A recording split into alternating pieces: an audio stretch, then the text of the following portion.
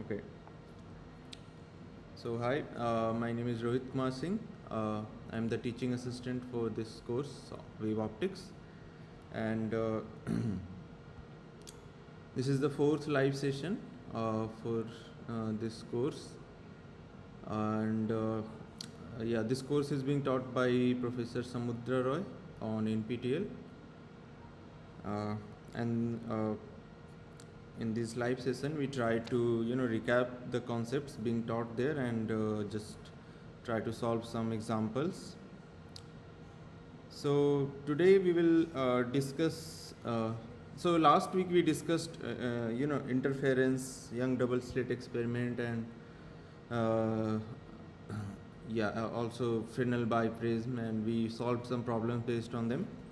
So today further we will discuss interference, but so the interference that happens in Young's double slit experiment is the interference by division of wavefront. So when we consider two slits being illuminated by the same source of light, there we are dividing the wavefront into two parts, okay, and then those wavefront interfere and give us the fringe pattern.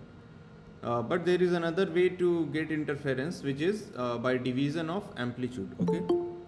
So what is the how can we get interference by division of amplitude? So let's see. So to see that, we can we can study interference by a plane parallel film. So what is film? So film is any very any thin layer of any material, okay, uh, and when this is illuminated by a plane wave. So plane wave, we know that uh, we discussed plane wave in our first lecture, right? So where the fields are in the plane parallel to the propagation of the light. Okay. So in this case, we can get interference by division of amplitude of the wave. Okay. So and these kind of interference you see in your daily life happening around you. For example, when you look at soap bubbles, you see the soap bubbles, sometimes you see a color on the soap bubbles like a rainbow forming on the soap bubbles, and also on the skin of butterfly, wings of the butterfly, you see different patterns. So those are consequence of this interference due to thin film. Okay. uh, so let's see how interference happens there. Okay. So okay, let's take a film. So this is a film or a layer of a material. Okay. Its thickness is T and its refractive index is N. Okay. Now plane waves are falling on this film like this. So I'm considering normal incidence. They can also be oblique, so we will see what happens when there is oblique incidence. Okay. But yeah, in case of this parallel incidence, sorry, in normal incidence, what can happen is so some waves, some of them will be reflected from the top surface, right? So sorry, yeah. So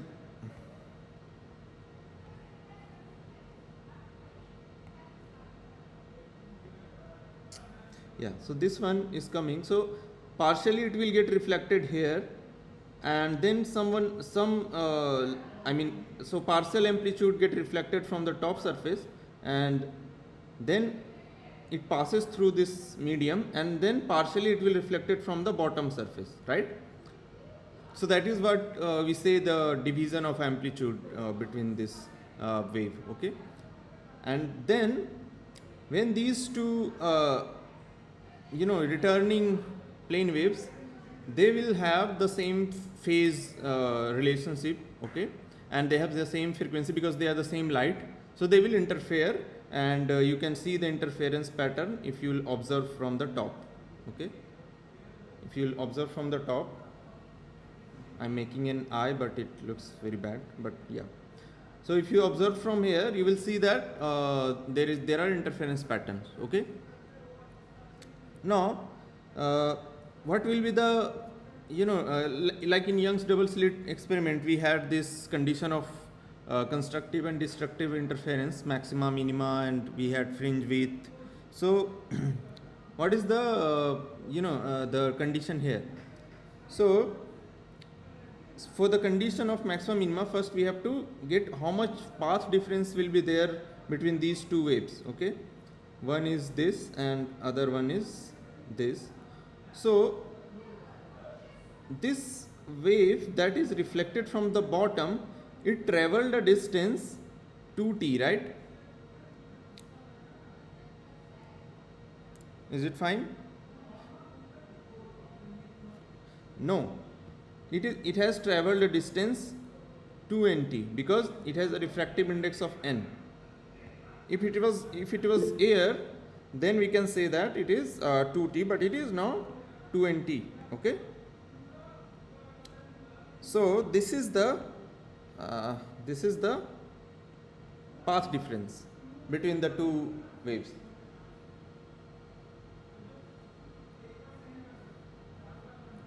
Okay, and we know and we know that if there is a path difference is integral of lambda, like even integral of lambda, then we say that there will be a constructive interference, okay. But here things get little interesting, okay. So so do you know there is this rule that if you have a light ray reflecting from a denser medium, so suppose, yeah, this is a glass, this is air, light ray coming and reflecting, it will undergo a phase change of pi. Anyone do you know this rule? Yes, sir. Yeah. Why this happens? Do you know? Sir, why this happens, I don't know, but I know an analogy of rope Yeah, being yeah, like yeah, yeah, yeah, that's right. If you have a thick rope and a thin rope is connected, yeah, that analogy. But yeah, you can this happens, to derive it you can go to Maxwell equation and take a plane wave and apply the boundary condition. There is a derivation in any standard book, you can find it, okay. But yeah, this happens, okay.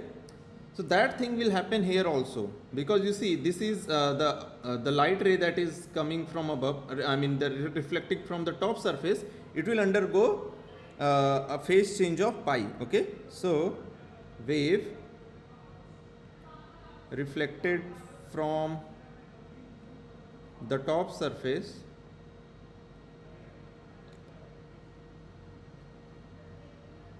will have a delta phi phase change of pi, okay. So then, and phase change of pi means path difference of lambda by 2, right? Phase change of pi correspond to path difference of lambda by 2, okay.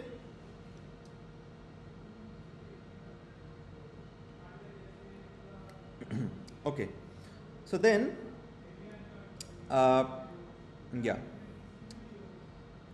So then this condition, so it will have a opposite effect. So basically what will happen is that now 2 and t was the path difference earlier. Now we have to add lambda by 2. Okay. So this is the path difference now. Okay. Now, yeah. Now we can visualize it like this. So let me.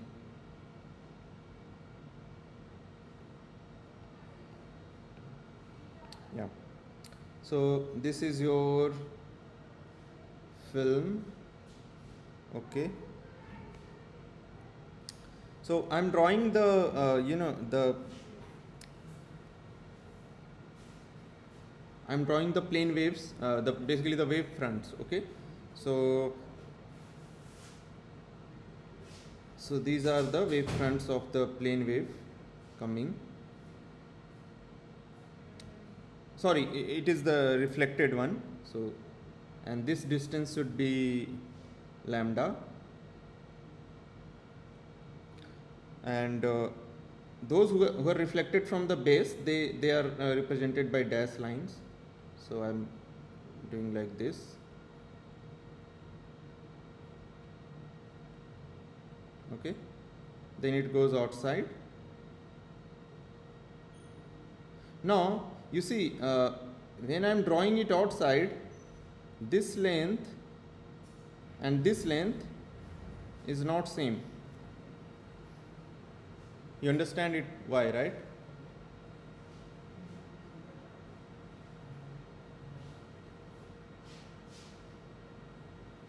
First of all, do you understand what I'm drawing here? These are the wave fronts. Okay, these are basically your crests.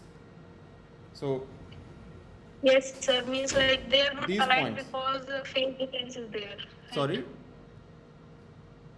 Means they are not aligned. The wave you have drawn wave fronts, right? Mm-hmm. They are not aligned because phase difference is there. Yeah. Phase difference is there. That is why this difference is there.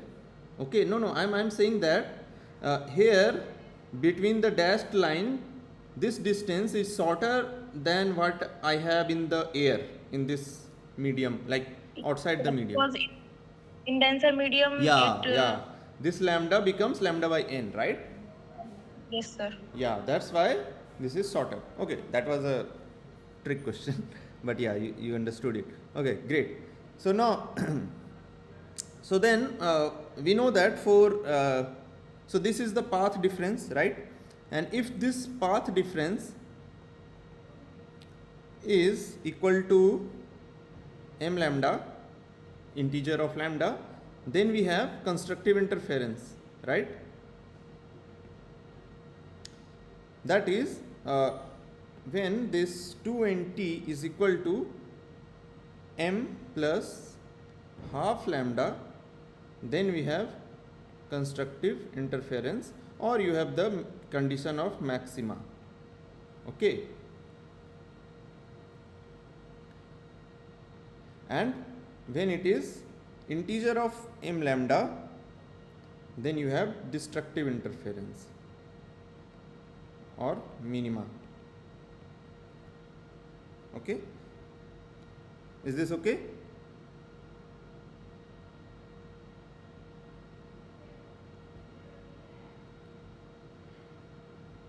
So because of this phase change, the condition of maxima and minima is different from what we saw in our earlier case when we are discussing the Young's double slit experiment. Okay, because of this reflection. Also, if this also it depends on the medium. If I say that this medium from where the light is coming is now glass and this is now air, then this phase change will not happen and the condition will be similar to what we had in the Young's double slit experiment. Okay, so this will be reversed. maxima will become minima, minima will become maxima. So just if anywhere you face a question or a problem based on this thin film interference, you have to notice the interface, okay, which side is denser and which is rarer. Based on that you have to apply this condition. If you apply it blindly, you will the question you will answer wrongly, okay. So just you have to keep that in mind. Is it fine? Thank you. Now for if you have a oblique incidence, so now suppose they are falling at an angle theta,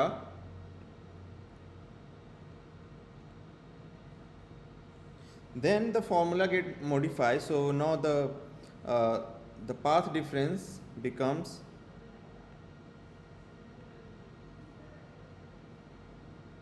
so there is a cos theta r term comes in, and rest of the things remains the same. So m lambda for minima, and similarly m plus 1. So just this gets modified, okay. And this theta r is not the angle of incidence, is the refractive angle. So refractive angle, this one, okay, after refraction. So if theta I is the incidence angle, you know that from Snell's law these are related like this, right?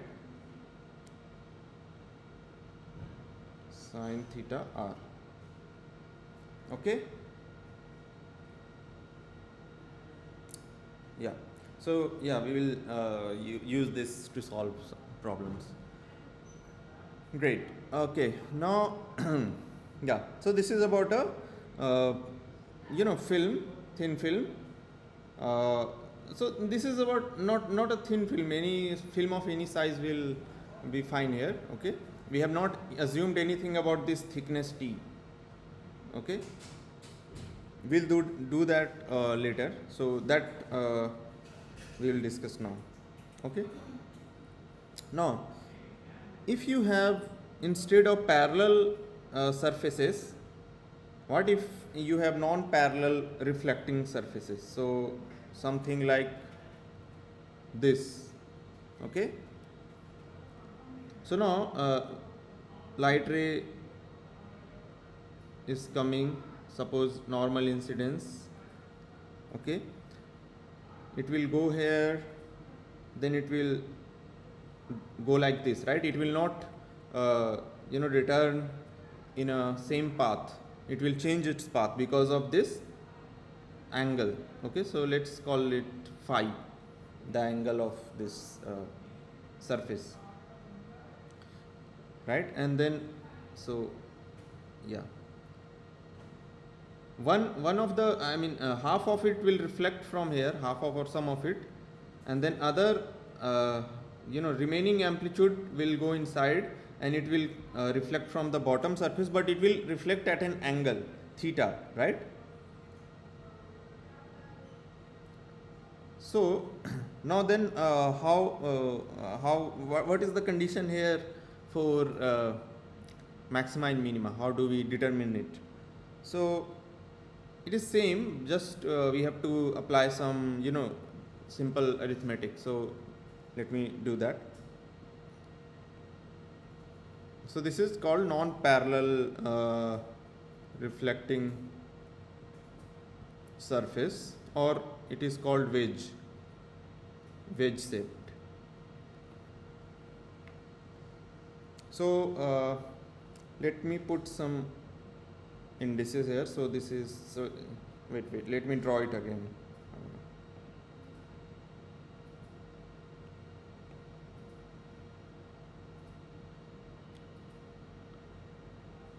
Okay, so suppose light came like this, goes here, so it's entering at L, then reflecting from point M, goes to point A, okay. So it comes out like this, okay, and another one is coming out like this. So these two will interfere. Okay, so this point is A, I have, and for calculation let's draw a straight line like this, call it A prime. Okay, so in this case what will happen is, the path difference here will be, can you tell me what will be the path difference?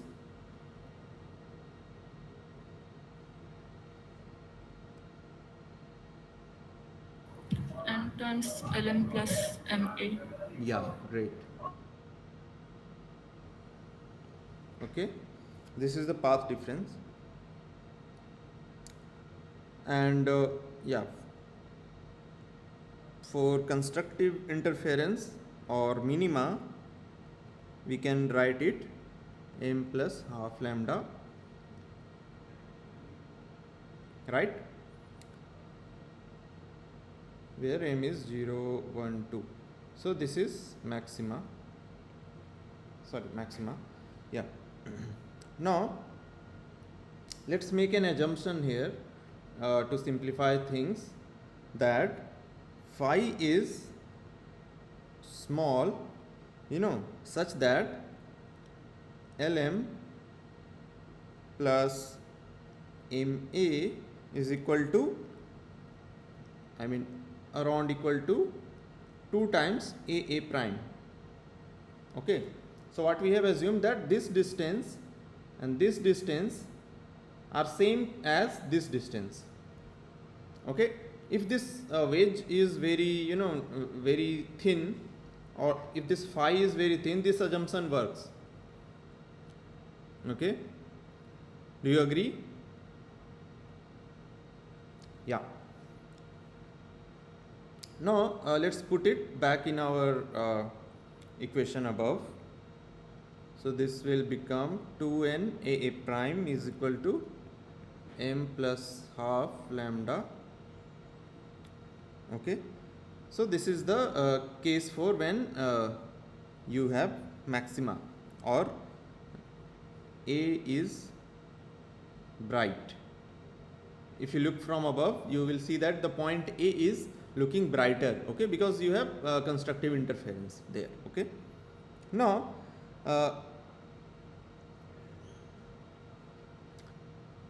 there could be another bright point here, let's say B, right?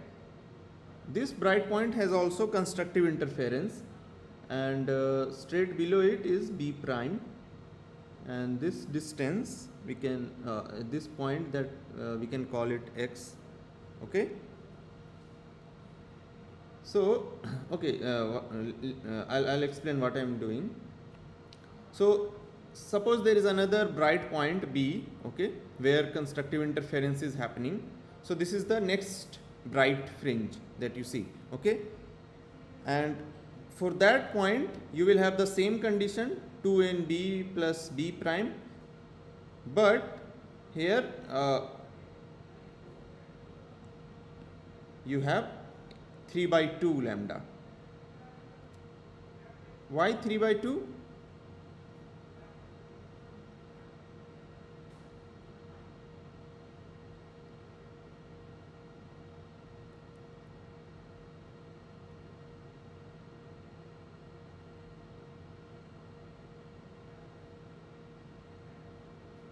For the next bright fringe, we put n plus 1. Yeah, because this is the m plus 1th fringe, right? So if for mth fringe this is the condition, for the next fringe this is the condition, correct? So for this B is bright. Now what we can do is, if we subtract these two equations, okay, what we get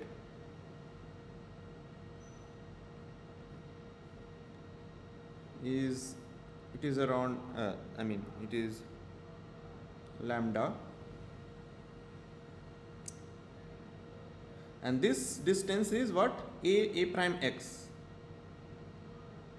right? Lambda. And what we can do is a prime x, if you see here, so a prime x divided let me write bx or b prime x by a prime x is equal to tan phi, right? Because this is the phi angle, so this we can write, correct? So now a prime x is b prime x divided by tan phi. Oh, sorry, and this distance is basically b prime x. So b prime and a prime, when you subtract it, you get this distance, which is b prime x. Yeah, and this we can write 2n a prime x tan phi, right, is equal to lambda. Now this a prime x, that is the distance between a and b, right? This is the fringe width, right? So first bright point you observed at a, then you will have a minima condition, that is a dark portion will be there, and then there will be another bright portion. So this will be your fringe width, right? Distance between two bright fringes, that is your fringe width, right? We call it beta. And since we have assumed this phi to be small, so tan phi will be similar to phi, correct? So 2n beta is equal to lambda by phi, or beta will be equal to lambda by 2n phi. So this is the fringe width, okay, for a wedge shaped non-parallel reflecting surface. So this formula has also various application in problem solving, so just try to keep that in mind. We will solve examples based on them, then it will be more clear. Okay, so now last thing that is everything okay here, or did you get confused? Sir, Yeah. you said A point would appear bright. Yeah. But sir, why A point? I think M point should appear bright. No. Because Light is so this M point reflecting from M, but it is going out of the material from A, right? Yes, sir. Yes, sir. And you already have this reflected wave from L. So this is plane wave. So it is not a light ray. They are like this. So this is your reflected wave, and then this is your another, reflected. So like this is there, and they are interfering. Okay. So they are interfering. So this is the portion that is interfering. Okay. Okay. Yes, sir. So that is why I said that because this light ray is going like this, so this point will be illuminated. Okay. Okay, sir. Yeah.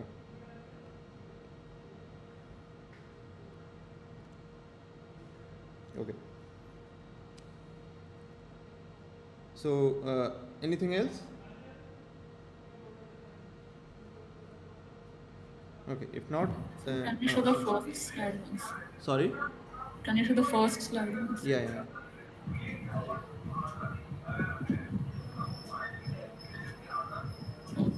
And so can you explain the reason for this pi phase difference? Oh, this pi phase difference? Yes, sir. Yeah. So that I discussed. Okay, let me see. So you know the rule, right? If from denser you are going to rarer medium, this phi difference happens. If you are going from if you are going from denser to rarer, this phi difference won't happen. If you're going rarer to denser, this happens. Okay, and it is to derive it you have to go back to Maxwell equation. There is something called this reflection coefficient uh, that you get from the Maxwell equations. So you have to consider plane waves and you apply boundary condition and all that. Then you consider Maxwell equation inside a material, insulating material, and you get that equation. It's a long derivation, but the shorter version I can explain is by analogy. So suppose you have a rope, okay? You have a thick rope and you have tied it to a thin rope like this, okay? And you start shaking it, so you have this wave inside the thick rope, okay? And then you have the thin rope. So what will happen is, so just you can do this experiment by your own. So what will happen, you will see that in this case, if you are shaking the rope from here, okay, it's some of the it will be get reflected from here, but the reflection will happen. So if this pattern won't change, okay, the reflection will be same. But if you have a different condition, if you shake the rope from here, then you will see that this will be get reflected by like this. You understand what I am saying? Yes. So this can, this you can do at your home basically. Just you can use your camera slow motion to capture it, and you can get this thing visualized. So this is something like this also happens for light waves when they go from denser to rarer medium, okay? So for light wave, this thick rope is the denser medium, okay, and this thin rope is the rarer medium. So this pi change happens, okay? So yeah, this is very beautiful unification. So from string you go to so this is a mechanical wave, and you go to light wave, and the same thing followed there.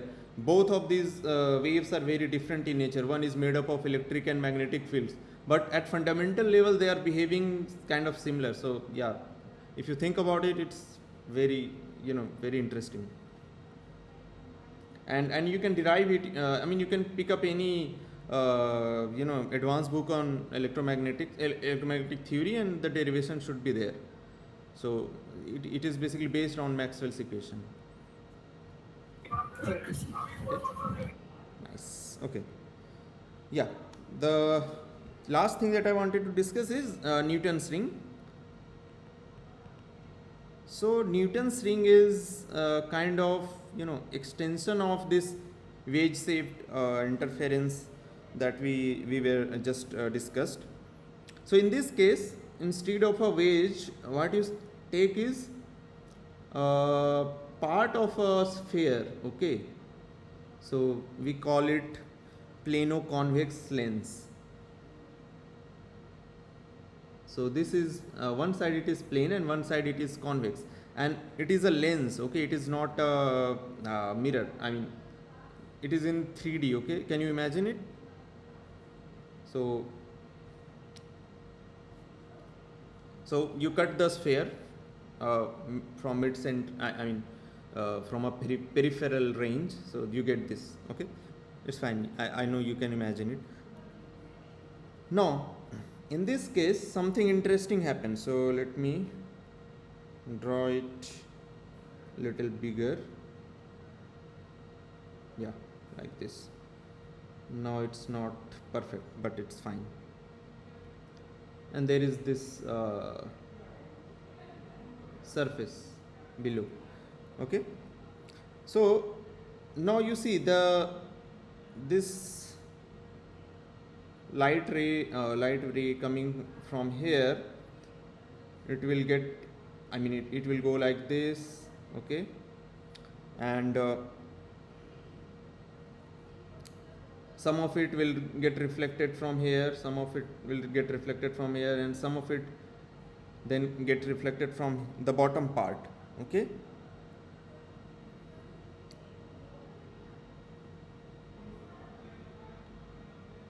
Sorry, not from the bottom part.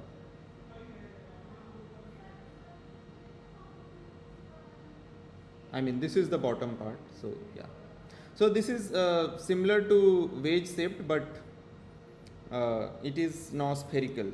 The wedge has an arc basically, and it is circular, okay. Now, so the condition will remain the same uh, that we had for the wedge, okay. So if you pick a particular point, okay, where the thickness is T, then you get 2nt is equal to 1 m plus half lambda, where m 0 1 2 they are the maxima points, okay.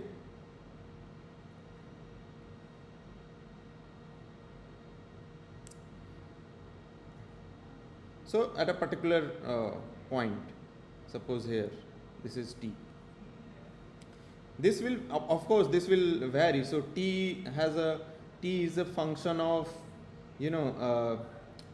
what do you call it, so let's say radius, so this distance, let's call it r. So T is a function of r, okay, that is that you have to understand. But at a fixed point, this is the condition, right? And then for minima you have m lambda, so this is minima, okay.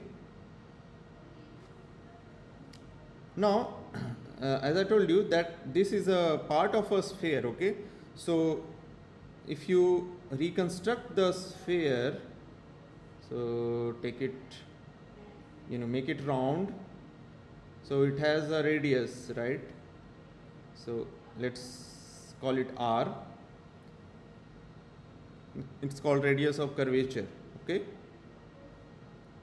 This is r, this is your T right now at center, okay, and this is your r, this distance we are calling it r, okay. And if you apply just the Pythagoras theorem, what you have is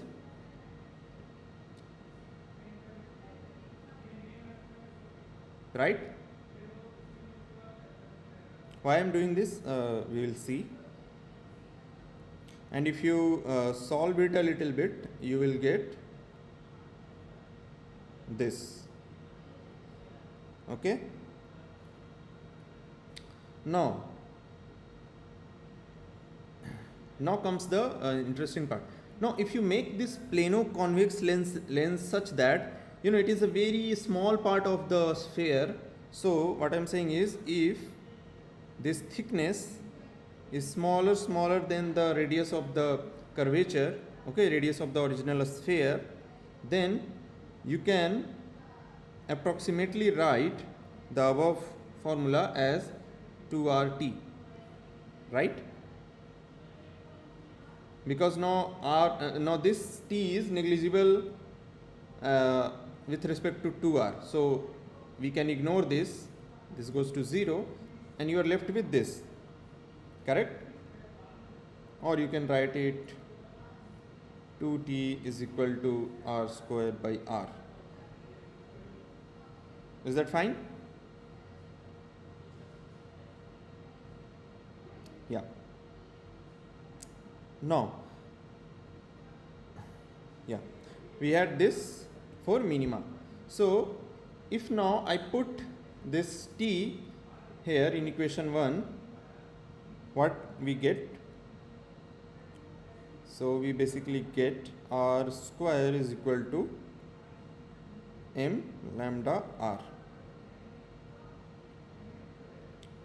Okay, so and we can put an index m here for mth order of fringe. Okay, so now we have calculated this radius, so this distance. Okay, when there will be a dark fringe. Okay, and there will be many dark fringes depending on the order of order of the interference, 0th, 1th, 2th, like this. Okay, and from here you can see this radius, it is proportional to square root of m, square root of the order of interference. So that means first of all, can you guess what will be the what will be the shape of the fringe here if you look from outside? If you look at this from here, what you will see? What shape you will see? Concentric circles. Yeah, circles, right? And those circles, because this condition will hold on a circle, right? This condition, it will hold on a circle because it's a lens.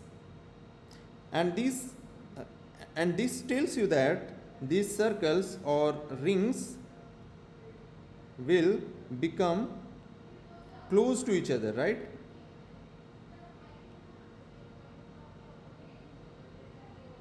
As the radius increases. So you will see something like this. So it will start out like this. So I am drawing the dark fringes, but as the radius increases, they will start coming closer and closer and closer because of this square root of m dependence. Okay,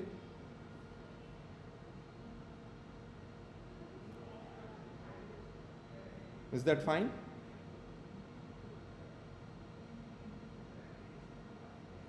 Square root of x goes like this, right?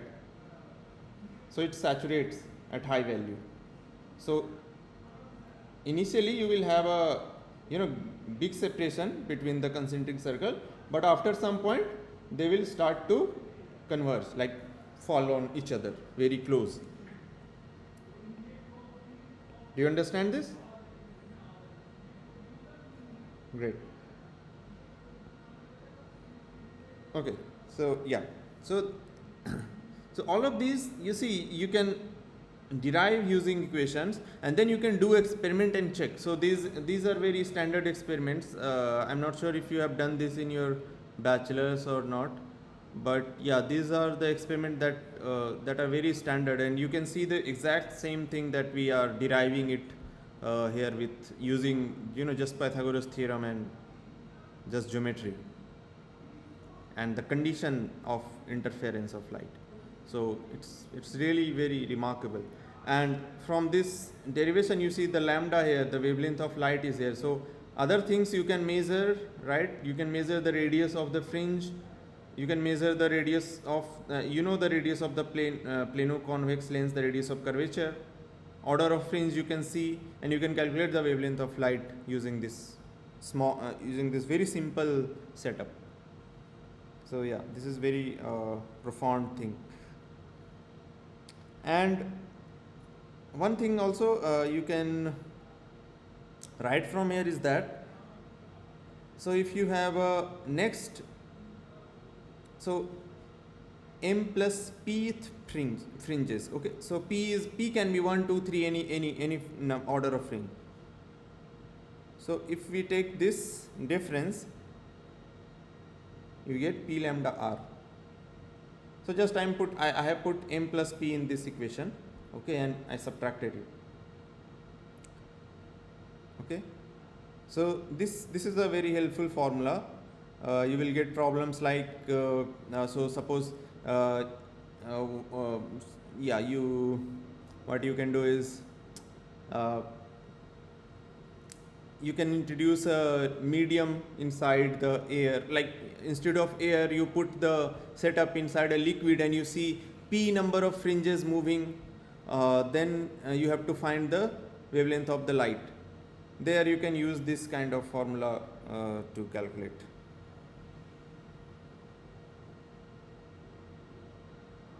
And if also if this setup is immersed in liquid of say refractive index n, then the radius of the fringe will become this, right? So always remember lambda get replaced by lambda by n whenever you go from air to any other medium. You can derive it, you can just try to, from here you can derive it also, but yeah, it's a simple substitution. Is this okay? Any formula that you don't understand?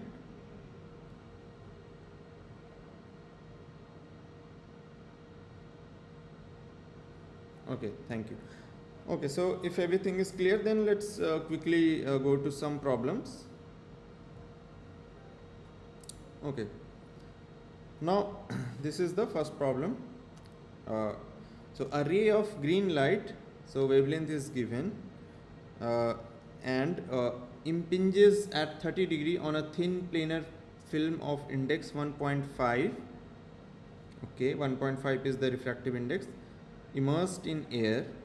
Okay, the smallest film thickness for which the point of reflection appears on a maxima fringe is. Okay, do you understand it?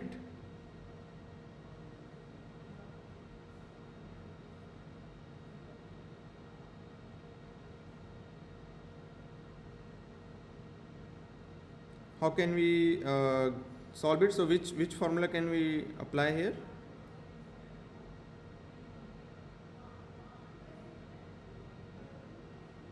The condition for maxima. Yeah, right. So basically, sorry, this formula, right? Because there is this oblique incidence 30 degree, not the normal incidence that we discussed. Is this fine?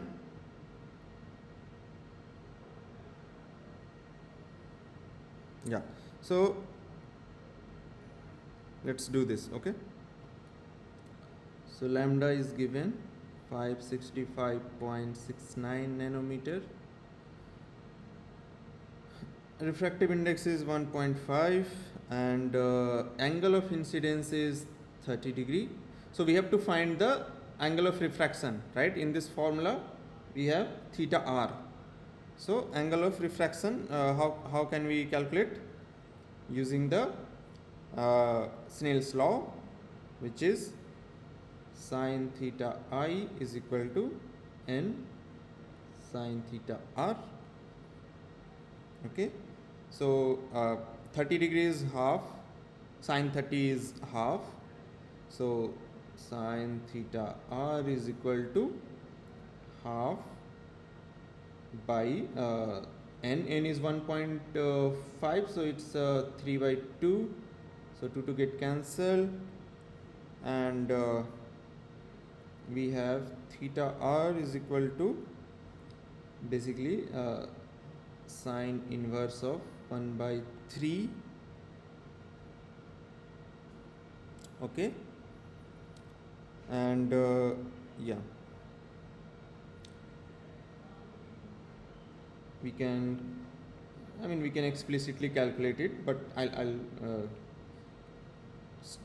keep it like this, and then we have this formula that we can use, which is 2nt cos theta r is equal to m plus half lambda for the maxima case, right?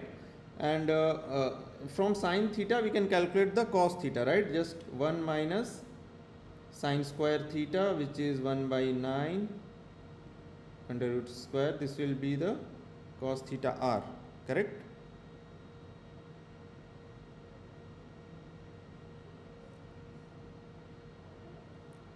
And this you can calculate, it will be around 0.94 something, okay? And if you put everything here, so m is what will be the m here?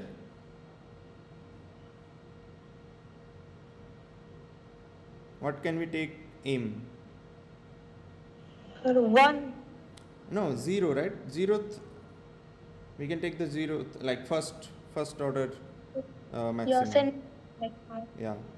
So yeah, then your t will be, so lambda is given 565.69 divided by 2 into 2 1.5 cos theta, we calculated 0.94. If you do all of this, it is something like 5.65 69, which is roughly 100 nanometer. So yeah, option A will be correct. So why did you multiply 2 twice? So 1 2 is here and 1 is here. Okay. Okay. Is that fine? It's just simple problem. You have to just apply this formula.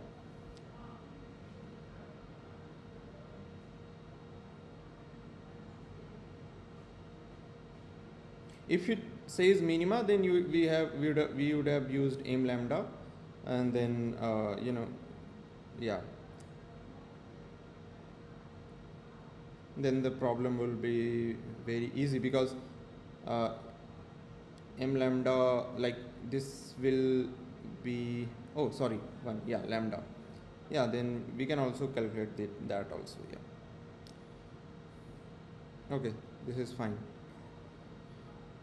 So let's go to the next problem. Yeah, this is a little interesting.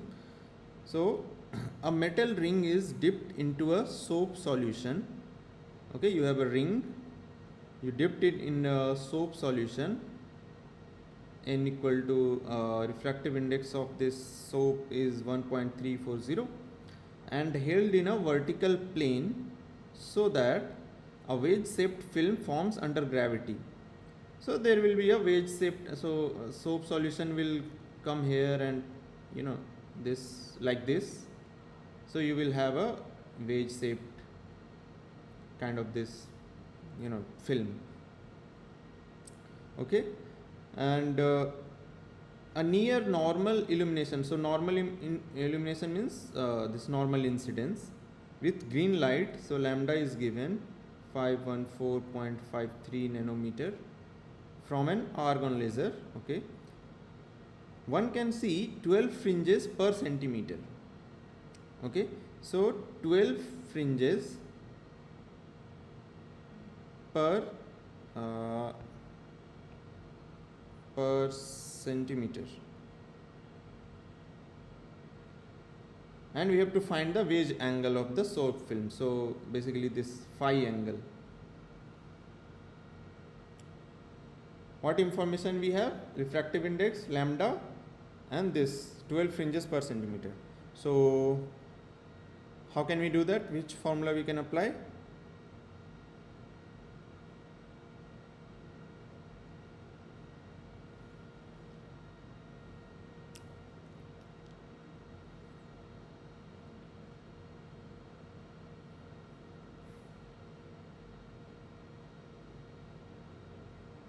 Sir, fringe width. Yeah. Great. Yeah, beta was, what was the fringe width in case of wedge shaped? It was lambda by 2 and 5, right? Now what Yes, is, sir. how do you calculate fringe width? Here fringe width is not given. What is given? 12 fringes per centimeter. So what will be the fringe width?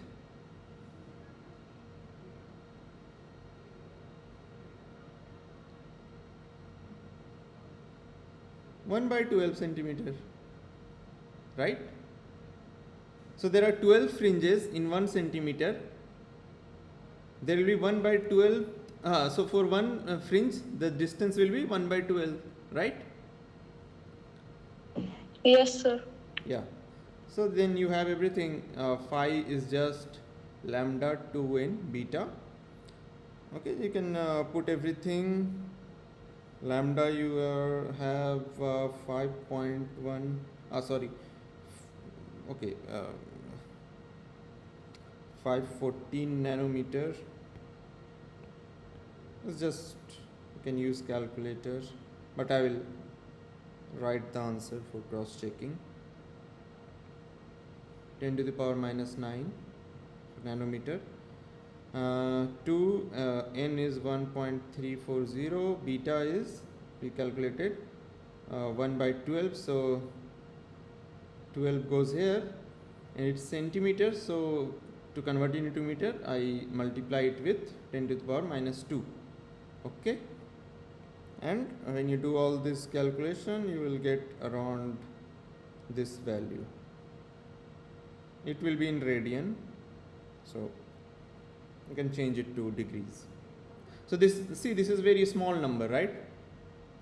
So that's why this formula works because this phi is small.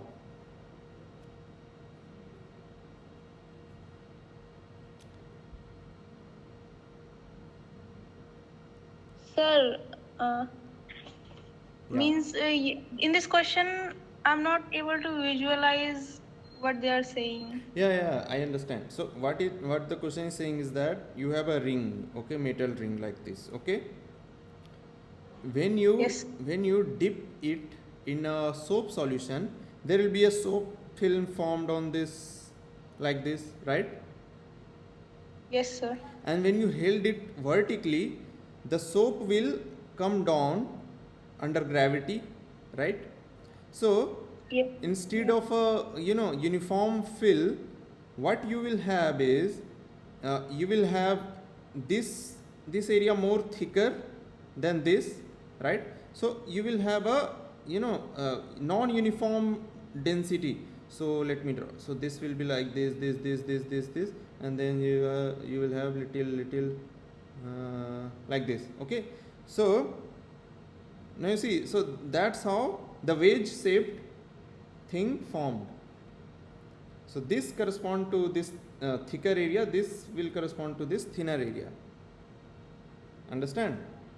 Yes, sir. Yeah. But sir, this wedge angle is This is the wedge angle.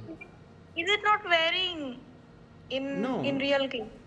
No. Why it will vary? So under gravity, this soap will settle down here, and it will not change then, right? It will stay like this, at least for some time. Then it Yeah, will you have. then it will evaporate, and other things will happen. But for a very fraction of, for 1-2 second, let's consider it constant, right? Yeah. Okay. I thought means like you have drawn the wedge by straight lines. I thought curve may be there. Curve. No. So the yeah, it can little bit. It can curve. It doesn't matter. It can look like this, Yes, right? sir. Yeah. It doesn't matter. See, this angle is very small. So what we are with this small phi angle, we are considering it like a thin film, like a parallel thin film. That's how we are applying this condition. No, this condition that we apply here. Sorry, where? Yeah, this condition that we apply. It only works when you consider the phi very small, so that these two lines are parallel, right? Yeah. Yes, sir. Yeah. So this, it's an approximation. It's not a real scenario. It's an approximation we use to solve the problem. Okay. It works when there is this angle is the small. Otherwise, it won't work. Yeah. Okay. Okay, sir. Okay. Yeah. Yeah. Great. Okay. So then, hold on a minute.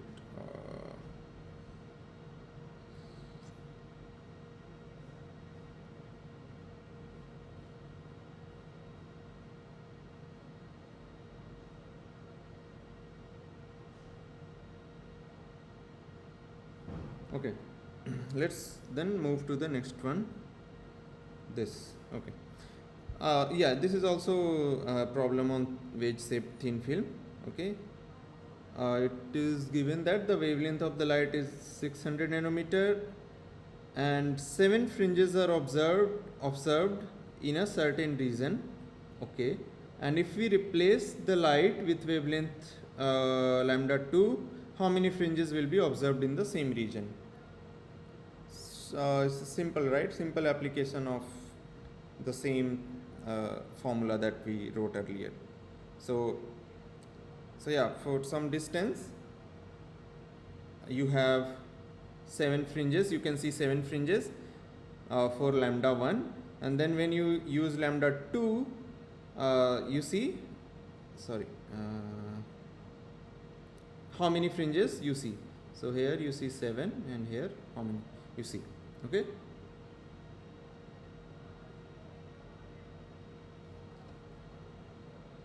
how do you solve it?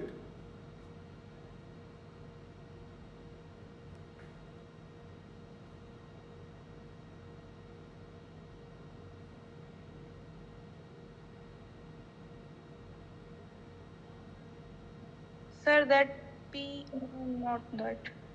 Yeah, that is the formula. Yeah, but see, that formula has yeah,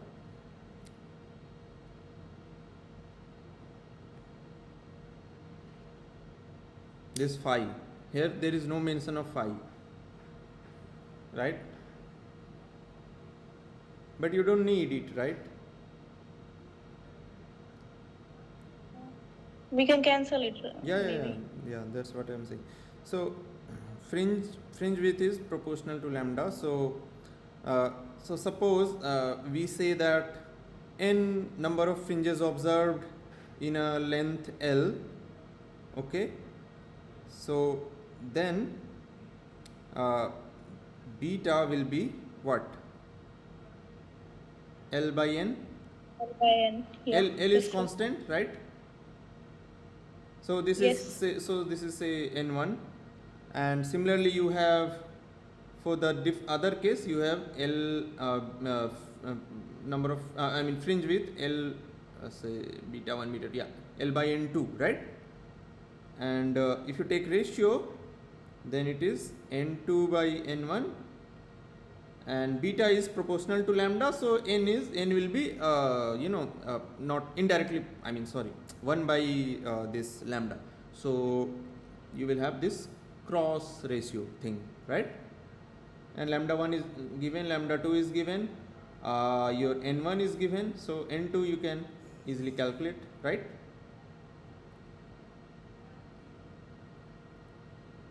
You understand what I did, right? Yeah, so it cancel 10 fringes. Okay, another easy problem. Okay, nice. Okay, let's then this is fine, right? Then let's go to the next problem. This is based on Newton's ring. Okay, so the question says, in a Newton's ring setup, radius of curvature is given for the lens, and wavelength, one wavelength that we are using is 546 nanometer, and it is observed that the 11th bright ring, so m is 11 here, of the 546 nanometer pattern, so lambda 1, coincides with the 10th bright ring of other wavelength lambda 2. So m1 is 11, m2 is 10th, here lambda 1 is 546, and we have to find lambda 2. Okay, another similar kind of problem, just we have to use which formula?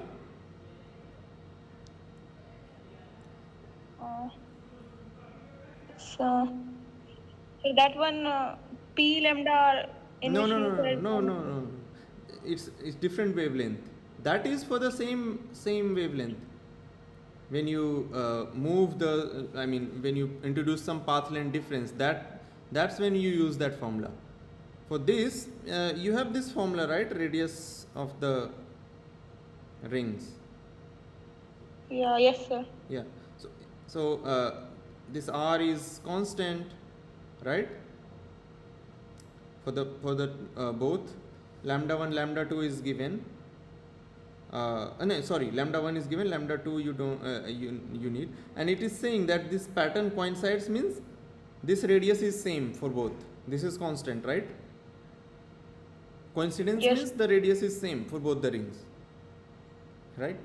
So I mean, basically this is the condition. 10th and 11th is same. So you can just take a ratio again. So m1 by m2 will be equal to lambda 2, sorry,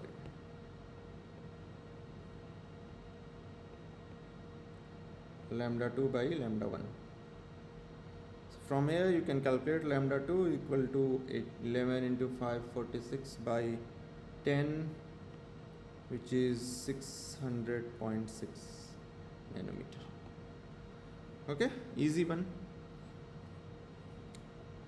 So these these topics, they are very small formulas like this, right? Very easy looking small formula, but the application in the problems is very tricky. So you have to you have to just pay attention to the problem, what it is saying. Okay, there are very nuanced difference between all these problems. Okay, then let's go to the next. Yeah, so from the same problem, what will be the thickness of the air film at which the overlap takes place? So now you have to calculate the thickness T.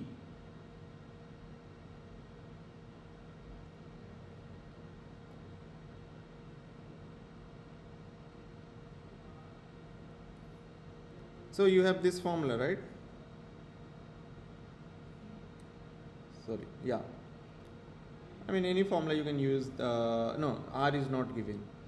So you can use which formula? Yeah, this formula you can use. Lambda is given, right?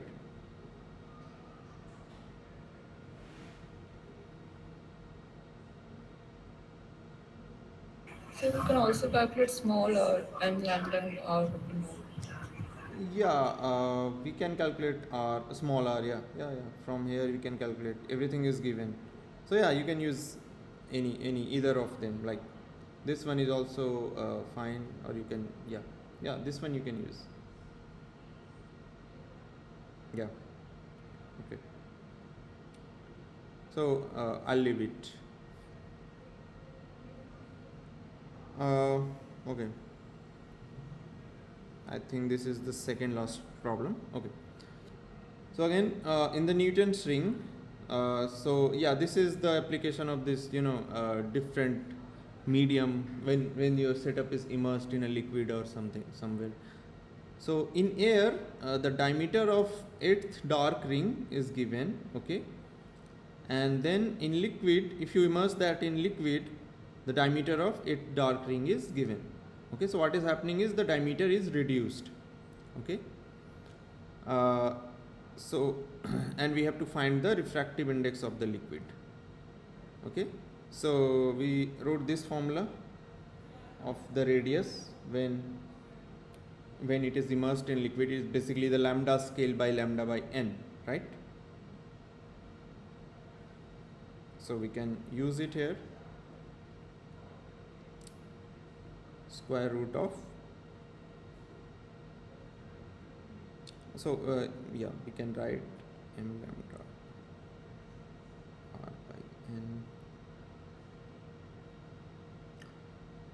and so diameter will be 2 times of this, but it's fine.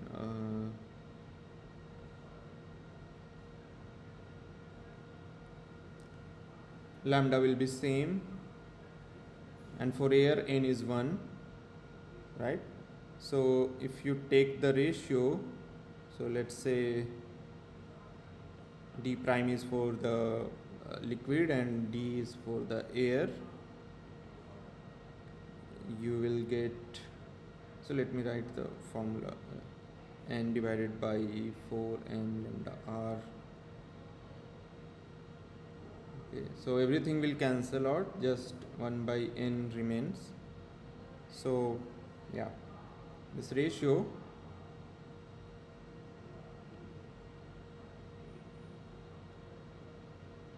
will be just equal to the refractive index. So you substitute, you have everything, you can substitute 2.92 square divided by 2.60 square, and it will be around 1.26. Okay. So what is happening is, your when you immersing is it in a liquid denser than air, your rings are coming closer. Okay, so now the 8th dark ring is at a smaller distance than it was before, it was earlier, so that you can notice. Okay, great. This one was also easy. And then there's this problem which is very simple. Yeah, I don't have to solve. So everything is given here. Radius of curvature is given, lambda is given, and radius, we are asked radius of the 9th bright fringe. So I don't have to do this. I think this is 9 into lambda by lambda into r, right? This is the simple. I don't know why I kept it here.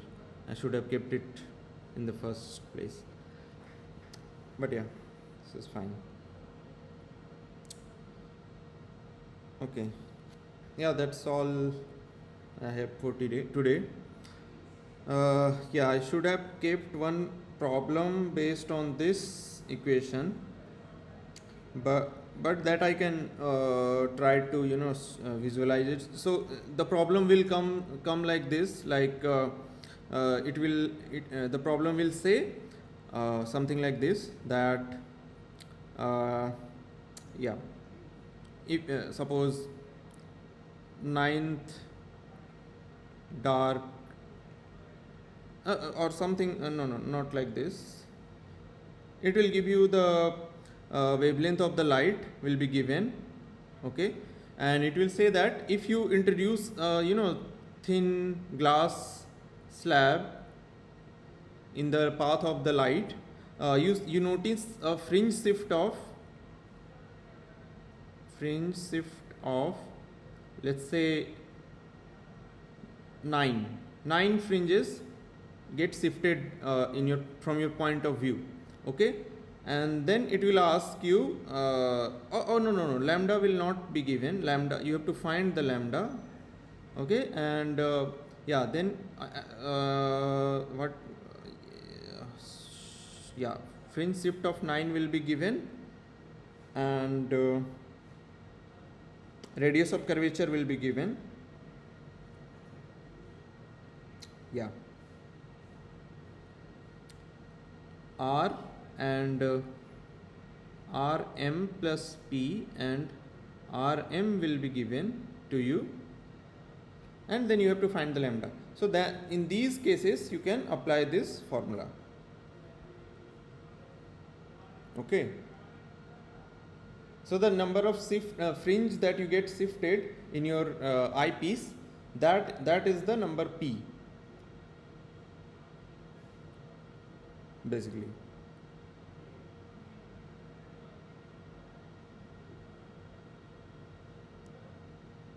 Do you understand what I am saying?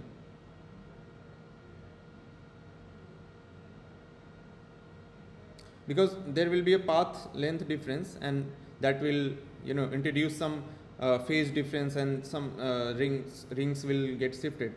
but that you don't have to care about, because if these two information you have been given, you can easily calculate the wavelength. So maybe I'll try to include a problem next time on this to make it more clear. Okay, so yeah, that's all I have for today. Thank you. Do you have any question?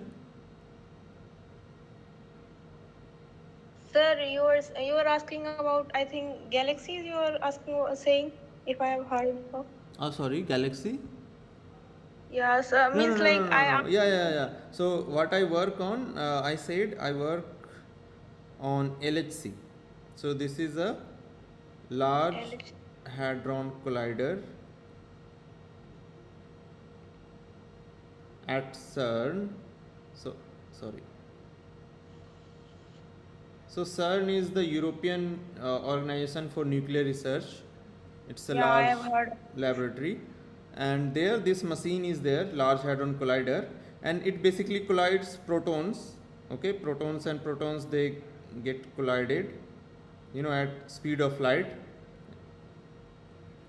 But what I study is the collision of, nuclei. So take a lead nuclei, take another lead nuclei, accelerate them at a speed of light, and then when they collide here, they will create something called QGP. Okay, it's quark gluon plasma, and my research interest is in this matter. So this is a very exotic kind of matter. It does not exist anywhere else, so we have to create it. And it is believed that during the beginning of the universe, this matter was existed just few seconds after the beginning of the universe. So our universe was filled with quark gluon plasma. So we try to create the condition which was there in the beginning of the universe, and we study the evolution of this matter. From there we get the information of how our universe was created. Okay, and many various other things we can discover. So yeah, this is called, this area of research called heavy ion physics. Okay, so you can go and learn about it. So recently I have my paper got published in PRL, so Physical Review Letters, sorry. So yeah, it was really nice. So I'm currently it is my last year, so I have to think about what to do next. So let's see. Okay. Yeah. Okay, so any other question? Sir, are you at CERN? Means like Europe? No, I'm currently at IIT Madras, but we visit CERN for 2 months per year. So we go to CERN for 2 months in a year to do experiments and collect data and interact with people there. So I went there in last October, November, when this heavy ion collisions were happening at CERN. I took part in the data taking process, and so this year again it will happen in October, November, but let's see if I go or not, because I have to write my thesis, so I don't know. Depends. Yes, sir. Okay. Means like it's kind of internship. No, it's not internship. It's basically research visit. We call it research visit. So we get fundings from government to go and do our experiments there and collect data, come back, write papers. So CERN don't pay us. We get paid by our own government, like DST, and to go there and work. That's how it happens. Okay, okay, sir. Yeah. This is a very new, not that new, but but this is a very evolving field, and many new experiments are coming up. So if you guys are planning for PhD, you can look for it. Yeah, it's nice. Okay. Okay, sir. Okay, thank you. Okay, let's then close today's session, and we'll see you next Saturday. Okay, Bye, sir. bye. Thank you for joining.